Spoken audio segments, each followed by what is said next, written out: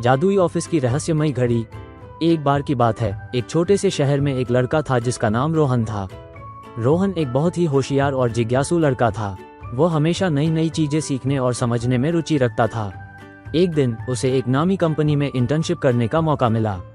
ये कंपनी बहुत ही आधुनिक थी और उसका ऑफिस शानदार था। दीवारों पर सुंदर पेंटिंग्स लगी थी, किताबों की अलमारियां करीने से सजी थीं और हर जगह हरियाली थी। लेकिन सबसे ज्यादा रोहन को आकर्षित किया ऑफिस की एक पुरानी घड़ी ने, जो दीवार पर टंगी थी। वो घड़ी हर किसी को सामान्य लगती थी, लेकिन रोहन को उसमें कुछ अजीब महसूस हुआ। उसने गौर किया कि जब भी वो घड़ी 3:15 पर पहुंचती तब उसमें हल्की सी चमक उठती थी। उसने अपने सहकर्मियों से इस बारे में पूछा, लेकिन किसी को भी इस घड़ी की खासियत के बारे में कुछ नहीं पता था। एक दिन रोहन ने हिम्मत जुटाई और रात में ऑफिस में रुकने का फैसला किया। जैसे ही घड़ी में 3:15 बजे वो चमक उठी और अचानक रोहन के चारों ओर सब कुछ धुंधला हो गया। जब उसकी आंखें खुली तो वो खुद को एक बिल्कुल अलग जगह पर पाया।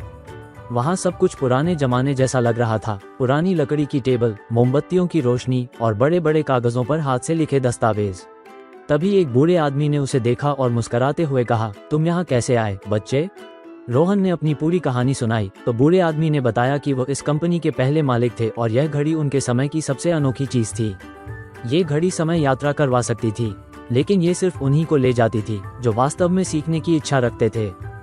रोहन को यकीन नहीं हुआ, लेकिन फिर उसने बूढ़े आदमी से बहुत सारी बातें सीखी। पुराने जमाने की व्यापारिक रणनीतियाँ, ईमानदारी का मूल्य और एक सफल इंसान बनने के रहस्य।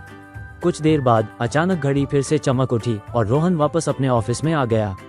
अब वो जान गया था कि घड़ी कोई मामूली चीज नहीं थी। अगले दिन से रोहन ने अपने काम में और ज्यादा मेहनत करनी शुरू कर दी। उसने अपने सीखे हुए ज्ञान का इस्तेमाल किया और जल्दी ही वो कंपनी का सबसे होशियार कर्मचारी बन गया। सीख। ये कहानी हमें सिखाती है कि सीखने की इच्छा रखने वालों के लिए हमेशा कोई न कोई रहस्य छुपा होता है, जिसे केवल वे ही खोज सकते हैं जो जिज्ञासु और मेहनती होते हैं।